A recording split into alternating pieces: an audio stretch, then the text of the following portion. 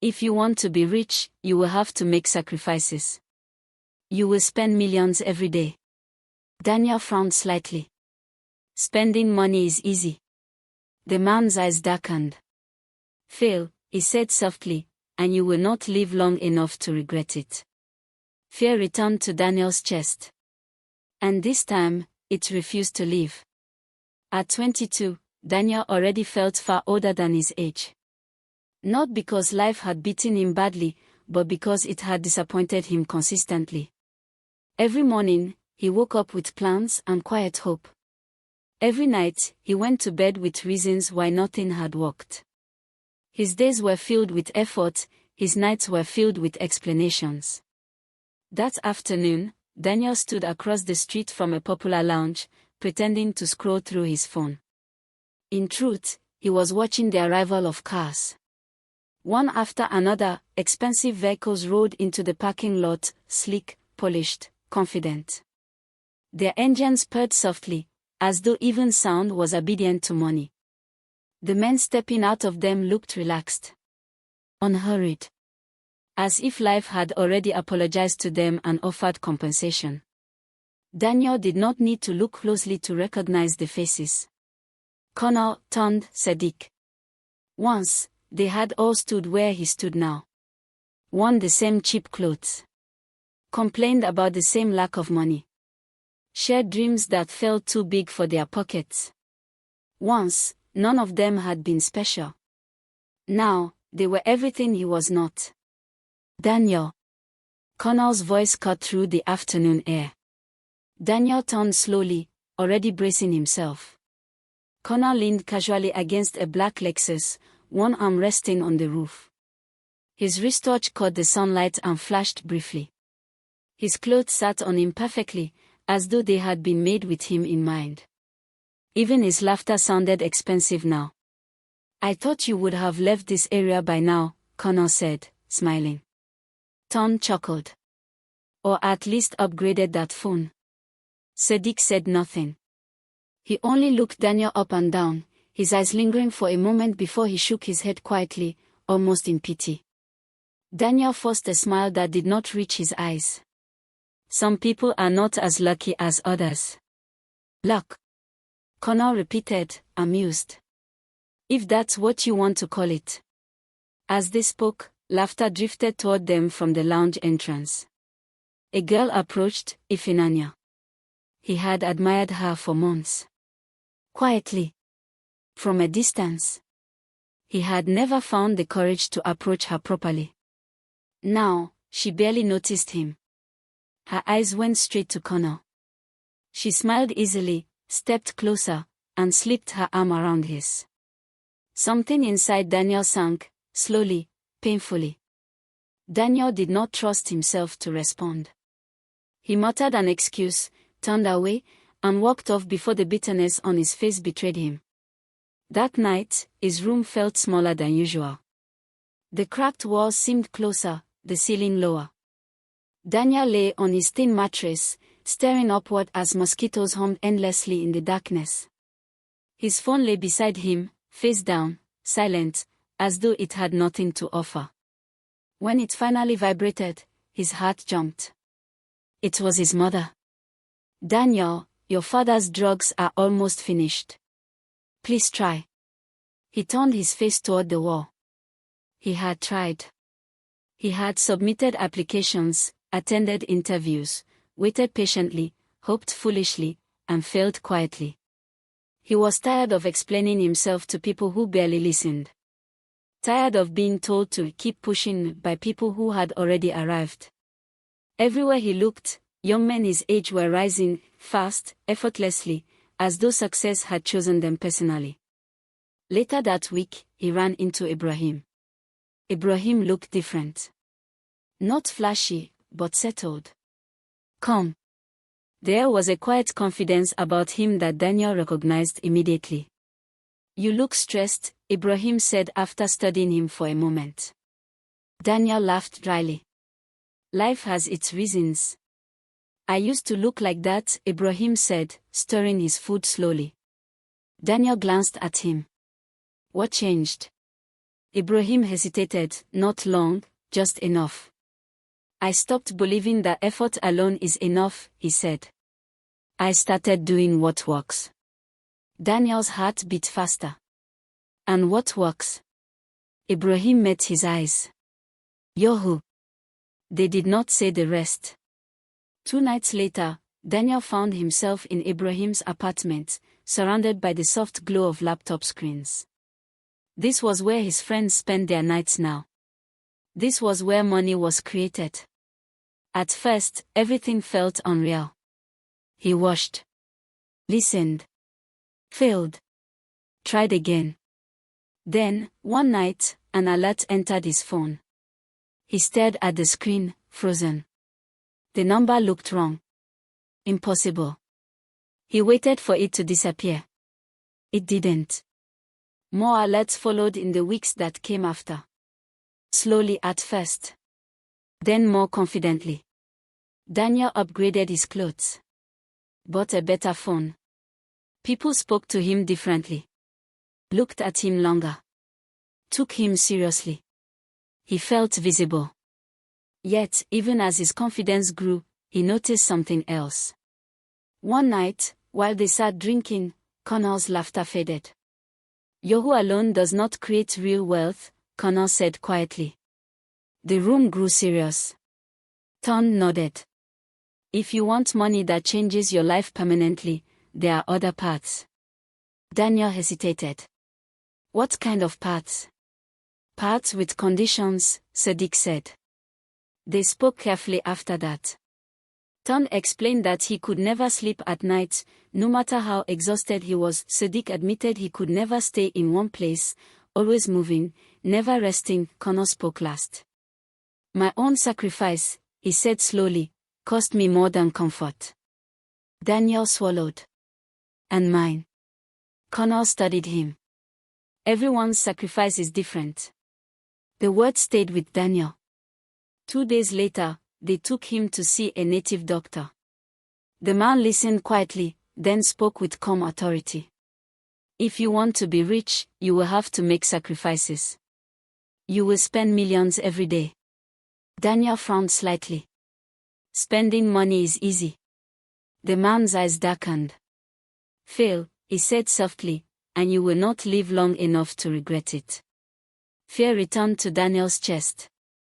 And this time, it refused to leave. Fear did not leave Daniel after that day. It followed him home, sat quietly in the corner of his room, and watched him think. Even when he lay on his mattress at night, staring at the ceiling, the native doctor's words replayed in his mind, slow, calm, final. You will spend millions every day. At first, the sentence did not sound frightening. It sounded almost ridiculous. Spending money was easy, wasn't it? Daniel had grown up watching people dream of money precisely so they could spend it freely. Food, clothes, comfort, respect, money opened all those doors. If the condition for wealth was spending it, then perhaps his sacrifice was not so terrible after all. Yet, something in the man's eyes had said otherwise. Daniel tried to ignore the unease. He told himself fear was normal at the beginning of anything unfamiliar. Every major change came with doubt. He chose to focus instead on what was already happening. The money kept coming. At first, it arrived in amounts that still felt unreal but manageable. Daniel woke up to alerts that made him sit upright and rub his eyes, checking again to be sure. Each time, the numbers remained. He paid his parents' rent in advance. Bought his father better medication. Stocked the kitchen with food until the shelves looked unfamiliar, almost excessive.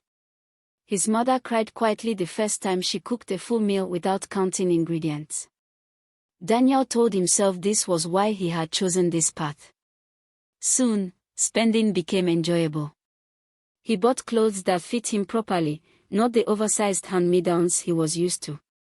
He changed his phone again, this time to one people noticed immediately.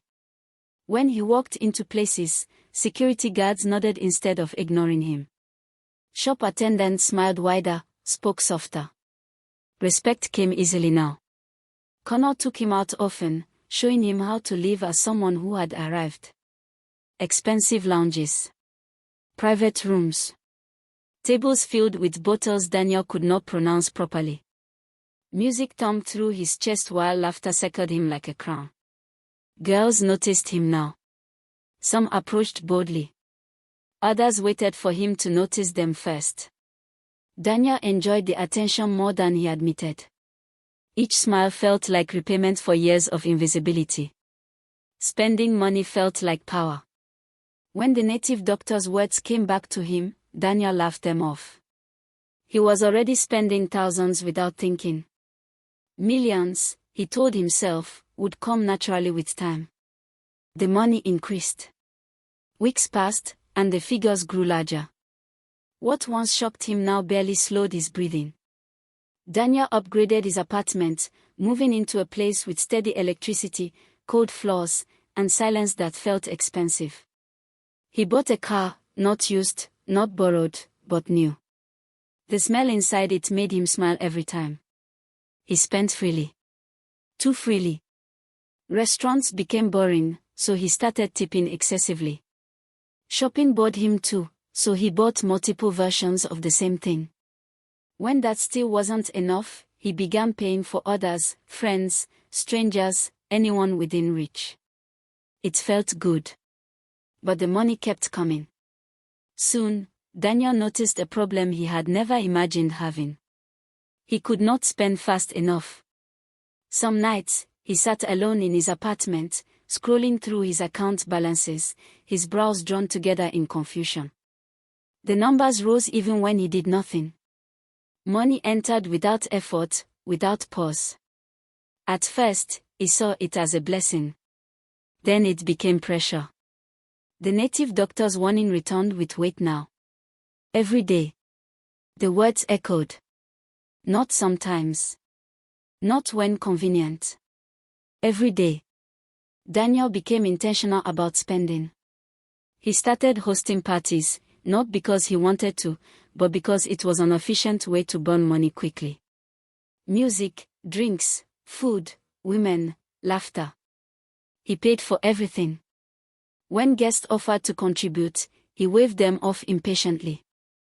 Just enjoy, he said, though his eyes often drifted to his phone. He bought more cars. Then realized he could not drive them all. He bought land he barely visited. He furnished houses he did not sleep in. Still, the money remained. Worse, it multiplied. Daniel started giving money away openly. He tipped absurd amounts. He overpaid for simple services. He walked into stores and told attendants to add items he did not need. At first, people praised him. Daniel has a good heart. He remembers where he came from. He's generous. But generosity soon turned into desperation. Daniel woke each morning with the same thought: how much do I need to get rid of today? He stopped enjoying the process. Spending became a task. A burden. A race against an invisible clock. Some nights, after returning from clubs or long drives, he sat alone in the dark, calculating in his head. His chest tightened when he realized he might not have spent enough. Fear crawled into his stomach, slow and cold. What would happen if he failed? He tried to ask Connor once. They were alone in Connor's living room, the noise of the city muffled behind thick curtains. Daniel spoke carefully. What happens if someone doesn't keep up with their sacrifice? He asked. Connor did not answer immediately. He poured himself a drink first, his movements deliberate. People don't usually get a second warning, he said finally. Daniel's mouth felt dry. You've seen it happen. Connor looked away. I've seen enough. Daniel did not press further. From that day, anxiety followed him everywhere. Even in crowded rooms, his mind worked constantly. He calculated expenses, planned purchases, searched for new ways to spend faster. The joy he once felt was gone, replaced by urgency. Sleep became difficult. When he closed his eyes, his thoughts raced. Numbers danced in his head. Receipts, transfers, purchases blurred together. Some nights, he woke suddenly, his heart pounding, convinced he had failed without knowing it. He began to drink more, not for pleasure, but for silence. Alcohol dulled his thoughts briefly. Clubs became louder, brighter, more chaotic. He pushed himself into the noise, hoping it would drown out the fear. But fear waited patiently. One afternoon, while driving aimlessly through the city, Daniel realized something that chilled him deeply. He had more money than he knew what to do with. The dream he had once prayed for had turned into a trap. He pulled over and sat in the car, staring ahead. People passed by without noticing him. For the first time in months, he felt exposed. Money had given him everything except peace. That night, he stood on his balcony, looking down at the city lights. Somewhere below, people struggled, hoped, prayed, just as he once had. He wondered how something he had chased so desperately could now feel like a threat hanging over his head. His phone buzzed with another alert. Daniel did not smile. Instead, he felt his chest tighten as fear whispered a single question he could not answer. How long can you keep this up? And deep down, he already sensed the truth. This was only the beginning of the price. The fear Daniel felt that night did not fade with sleep. It deepened. He woke before dawn, his chest tight, his mouth dry. The city outside his window was quiet, the kind of quiet that made thoughts louder. His phone lay on the bedside table. He stared at it for a long moment before picking it up. Another alert. The number was larger than the ones before. Daniel closed his eyes. For the first time since the money had started flowing, he whispered a prayer, not of gratitude, but of desperation. He asked for time. He asked for a way out. He asked for understanding. None came. That morning, he drove straight to Connor's place without calling ahead. He needed answers now, not half-truths spoken in dim rooms. Connor opened the door looking tired, his usual confidence dulled around the edges. You look terrible, Connor said, stepping aside to let him in. Daniel did not sit.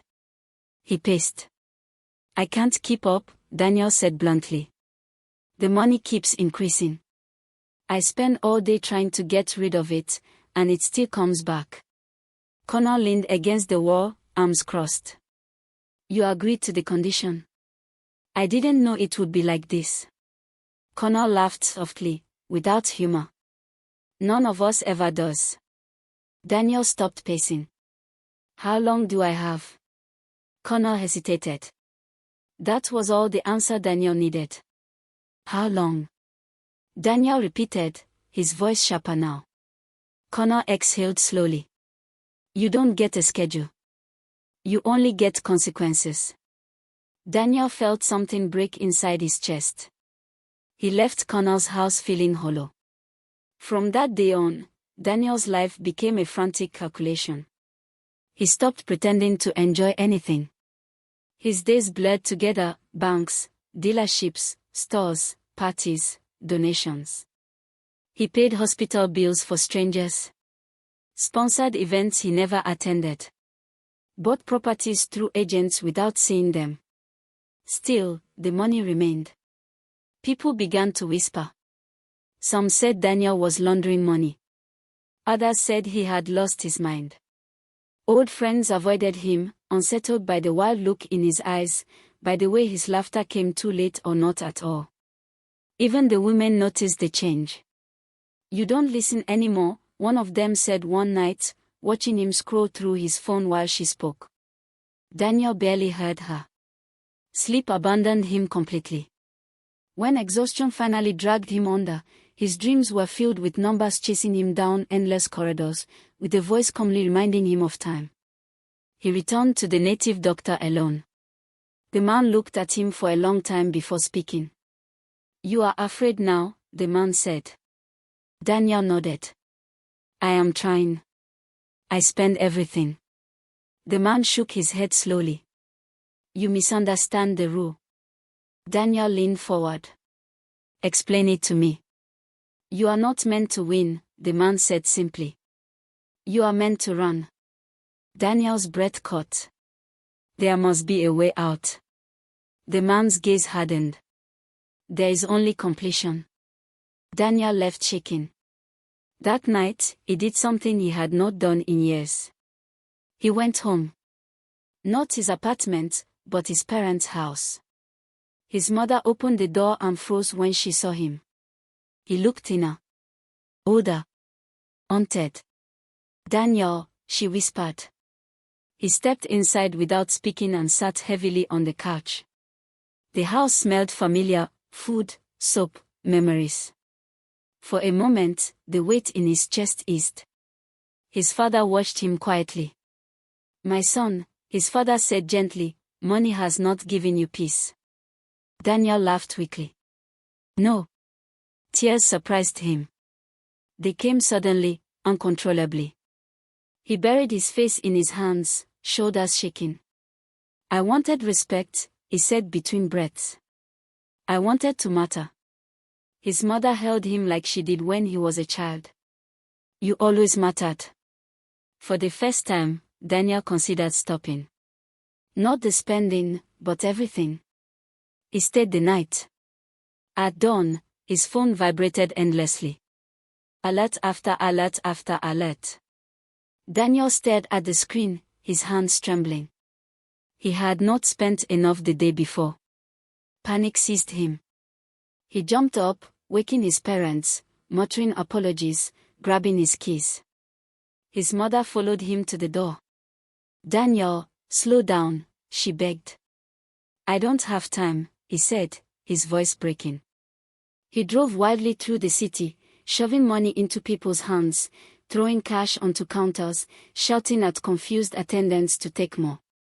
By evening, he was exhausted. His vision blurred. His chest hurt. The city lights flickered as if mocking him. Then his body gave up. Daniel collapsed in the middle of the street. When he woke, he was in a hospital bed. Machines beeped softly around him. His parents stood nearby, fear etched into their faces. Daniel, his mother cried. What is happening to you? He tried to answer, but his body convulsed violently. The lights flickered. The air grew heavy. A cold presence filled the room.